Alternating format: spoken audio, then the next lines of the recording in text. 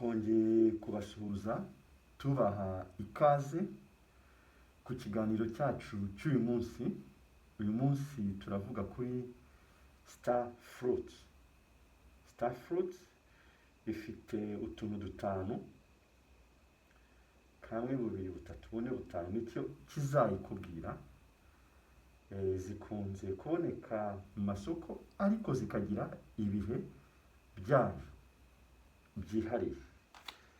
Aka ni agato ariko hari na star fruit nini. Star fruit nini rero yo iba ingana nka gutya, wagira ngo ni agapapayi gatoya.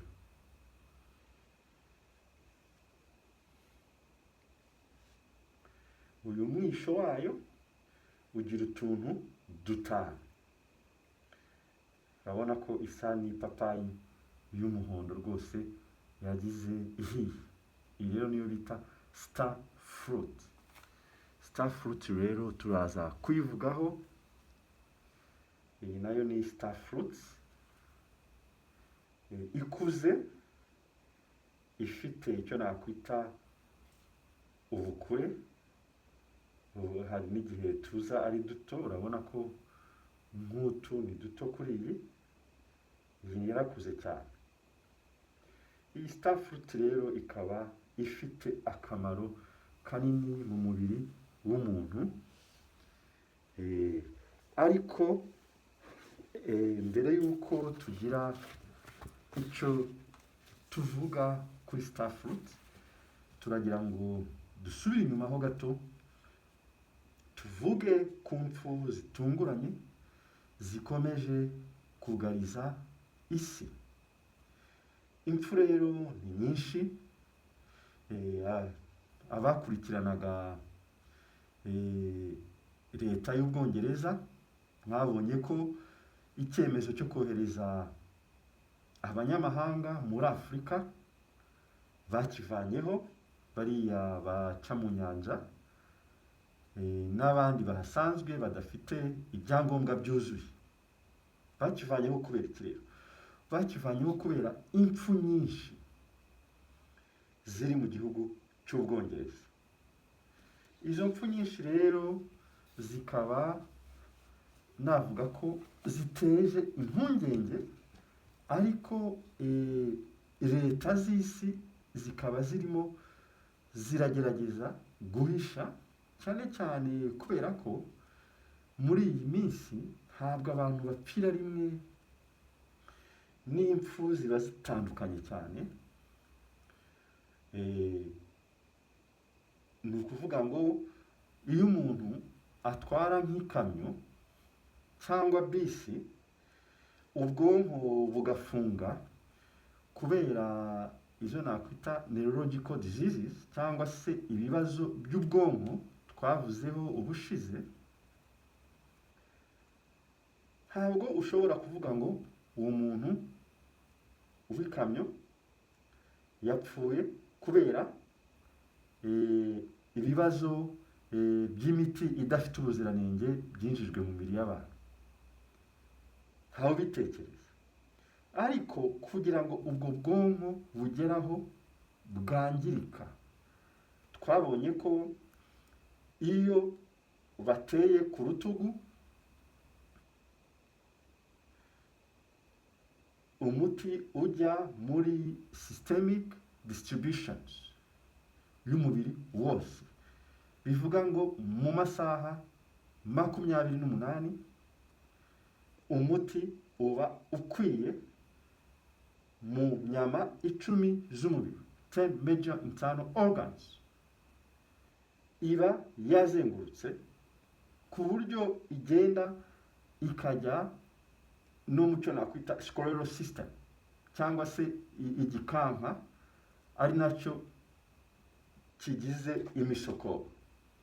Igikanka rero usanga nko kugira ngo igere mu bwonko, inzira icamo cyangwa se inzira zicamo iyo miti, uwo muti ucamo, nimba ari imiti 3 umuntu yatewe, ubwo ni imiti. Nimba ari umuti umwe, ubwo ni umuti umwe. Nimba ari imiti 2, ubwo ni imiti 2. Twibukiranye ko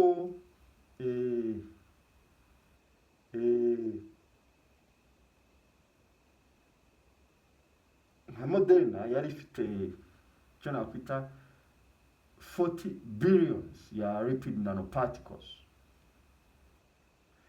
Utwo turemangingo rero mvamigabane iyo tugiye uburyo tugera mu bwonko duca muri meninges, twaca from scleral system cyangwa se yo hejuru amagufa yo agize igikanka ariko yo hejuru ku bwonko zikamanuka muri meninges, from meninges zikinjira muri brain cells cyangwa se mu tunyangingo ubwonko, kuva muri brain cells zikinjira muri neurons cyangwa se utunyamashami tw'ubwonko. Iyo zigeze mu tunyamashami tw'ubwonko rero zitangira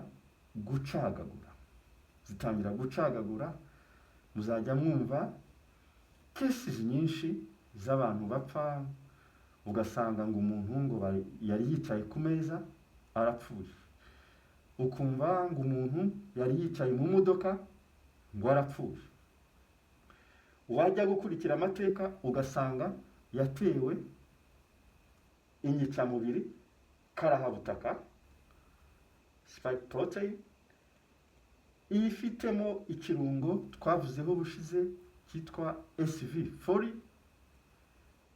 ikagira n'ikirungo cyitwa LC32. Ibyo birungo rero bifatanyije byose nibyo bigenda bitera icyo nakwita kwangiza cyangwa se bigira collateral damages kuri organe z'umubiri cyangwa se mu nyama 10 z'umubiri. Leta y'Ubwongereza rero yaricaye isanga niramuka yirukanye abantu bitewe nuko nta byangombwa bafite, nayo ubwayo ishobora kuzasanga ibura abakozi bitewe n'umuvuduko uri hejuru, umuvuduko w'impfu uri hejuru. Si UK gusa cyangwa se mu Bwongereza gusa, impfu uzisanga no muri za Iceland, uzisanga muri za Denmark, uzisanga muri za Netherlands, Sweden. Ibihugu byinshi by'i Burayi bifite icyo kibazo, bifite ikibazo cy'impfu zitunguranye. Ariko ibyo mbabwiye harimo Peru, UK, Belgium, Iceland, Denmark, Netherlands na Sweden. Ni ukuvuga ngo Peru, Ubwongereza, Ububiligi, Iceland, Denmark, ibyo bihugu harimo na Sweden na Netherlands.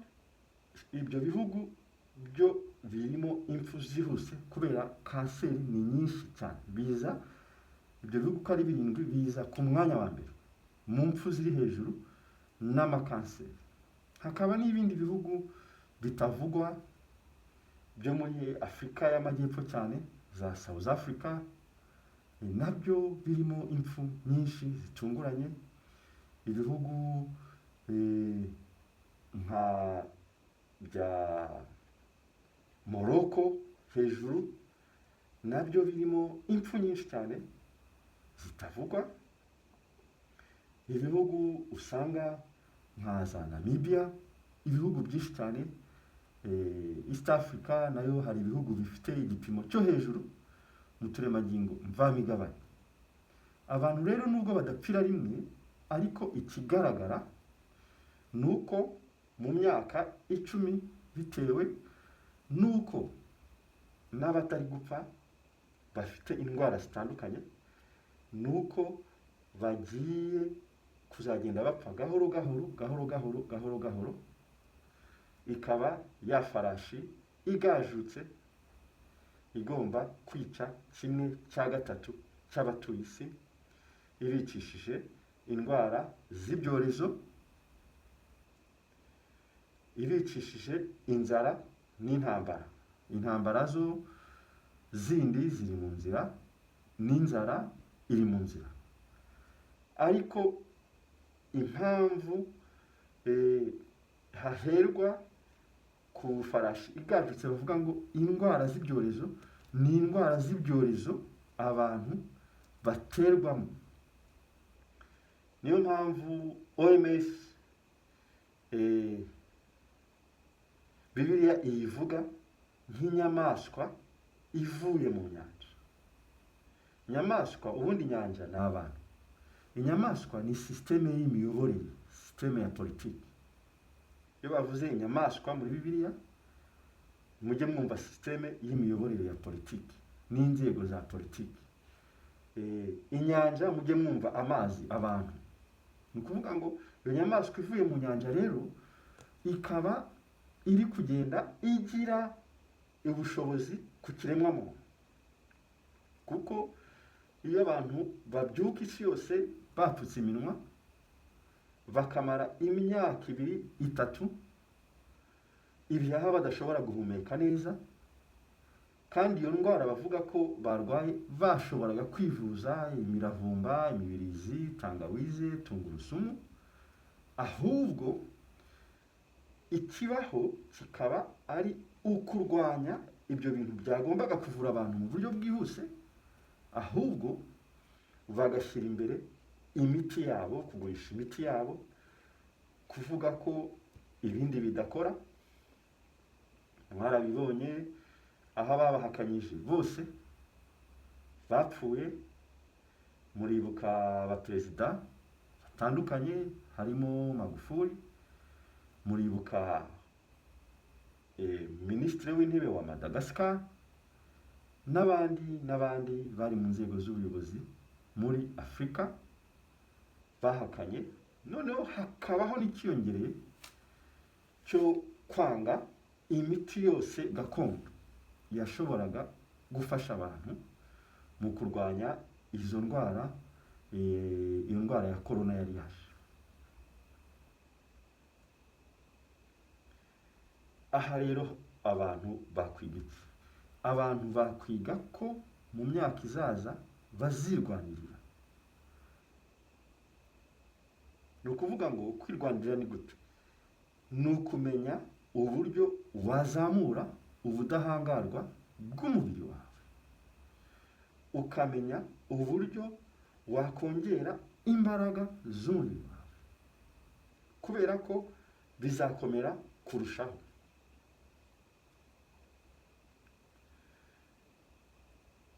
Ibyorezo bindi biri mu nzira, abantu bafite intege nke, abantu bararwaye baracecetse. Ni ikibazo gikomeye cyane kuba n'amakuru, kuba umuntu aho yagashakiye amakuru adashobora kuyabona. Kugira ngo ubone amakuru bigusaba kujya ku irimbi. Iyo ugeze ku irimbi rero ukora iki? Iyo ugeze ku irimbi ushobora, nk'irimbi ririho imibare, ushobora gufata imibare ukavuga uti kuva 2015 kugeza 2018 hapfuye abantu bangana iki. Iyo mibare ukayishyira ku ruhande ukayandika, ukavuga uti kuva 2019 indwara iza kugeza 2021 isa n'itangira kugabanya ubukana, hapfuye abantu bangana iki, ukabireba. Noneho kuva 2022 urebye 2022, 2023, 2024 ukareba hamaze gupfa abantu bangana iki. Ikizagutangaza rero ni iki? Ikizagutangaza nuko irimbi niryo rizakwereka ko ibintu bikomeye. Abantu barashyingura bagataha. Bamwe bati yari umuntu ukuze, yari akuze, yari agejeje igihe. Ariko ndagira ngo mbamenyeshe ko abakuze nibo bari basigaye bakomeye kurusha n'abakiri bato, kuko ibihe bya kera abakuze barye neza, abakuze banyweye ibintu byiza. Abo bakuze ntabwo abenshi ntabwo bigeze baterwa inshinge mu buzima bwabo, ntabwo batewe inshinge bakivuka. Bivuga ngo ubudahangarwa bwabo bwari umwimerere. Abari hagati rero mu myaka 40, mu myaka kugeza kuri 20, nabo barimo baragenda bagenda bake kuri bake, ariko abasigaye ntibabone ko ari ikibazo gikomeye. Ni ikibazo gikomeye. Ndetse indwara z'imitima, kanseri ziri mu bana. Bafashe turiya twica mubiri karahabutaka. Bisaba iki rero? Bisaba ko uhagarariye umuryango ahindura imibereho y'umuryango we, kuko iki ni igihe cyo kwirwanirira, ntabwo ari igihe cyo guteganya ngo hari umuntu uzaza akwiteho. Isi yarahindutse, isi yabaye ubucuruzi, urukundo rwarakonje, nta muntu witaye kundi, isi yose iri mu bucuruzi. Ikaba ari nacyo kibazo gikomeye cyabayeho, kuko twavuze ku baganga bo muri Amerika bahembwaga amafaranga kuri buri rushinge bateye umuntu. Urumva rero abo bantu ntabwo bashobora kubwiza abantu ukuri. Tukongeraho abaganga bandi bo kuri YouTube bakomeje gutanga amakuru atariyo, kubera ko bishyuwe n'inganda nka za Pfizer. Pfizer mu minsi yashize yari mu rukiko i Kansas. Barayireze bitewe n'iki? Barayireze bitewe n'uko yahishe uburyo abagore cyangwa mama batwite inda zivamo. Na n'uyu munsi rero ziracyavamo. Na n'uyu munsi abagore bazajya bicwa n'inda, bamwe na bamwe, si bose. Na n'uyu munsi inda zizakomeza kuvamo. Kuba rero Pfizer ngo yaratanze izo nkingo ku bagore batwite kandi zidafite ubudahangarwa, icyo nacyo ni ikintu gikomeye cyane, kigaragaza ko mu rukiko bitazayorohera. Ntabwo bizayorohera. Murumva rero ko abantu bagomba kwiyitaho, abantu bagomba kwibuka, kuko indwara z'imitima, cardiovascular diseases, indwara z'amakanseri, cancers, ntabwo zenda kurekeraho, ndetse n'abatazirwaraga bagiye kujya bazirwara. Mumaze igihe mubona mwumva ngo stroke, ngo yarwaye stroke, mwumva ngo yarwaye acute coronary diseases, nazo ni indwara zifata imiyoboro y'amaraso ajyana ku mutima. Mumaze iminsi mwumva ngo heart failure, cyangwa se umutima gusa n'uwahagaze. Umutima gusa heart failure itandukanye na cardiac arrest, kuko heart failure yo ni umutima nyine kutagira ubushobozi bwo kuba ugikora. Naho cardiac arrest ni uguhagarara k'umutima, umutima ugahagarara. Hari izo nakwita cardiogenic shocks, cyangwa se umutima ukagira icyo nakwita shock. Ni nyinshi izo bita za deep vein thrombosis twarazibonye ubushize. Indwara ni nyinshi. Bisobanuye iki rero? Bisobanuye ngo abantu biteho. Ibyo bikaba bingaruye kuri rwa rubuto rwacu star fruit. Star fruit rero ishobora gukora iki mu mubiri w'umuntu? Star fruit ishobora gutuma umuntu atagira ikibazo cya kanseri.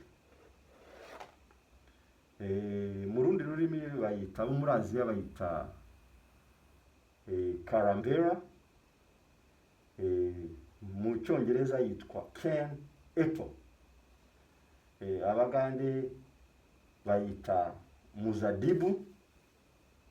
Nta Kinyarwanda ngira ngo ifite. Urabona ko ifite utuntu dutanu. Iyo uyikase, impamvu yitwa star fruit, iba imeze nk'inyenyeri. Inyenyeri nyine star.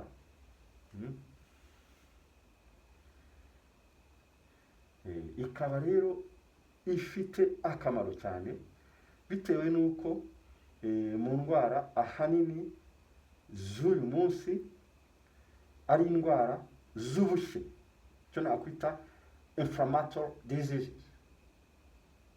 inflammatory renal diseases. Ni ukuvuga ngo ni indwara z'ubushye, aho uturemangingo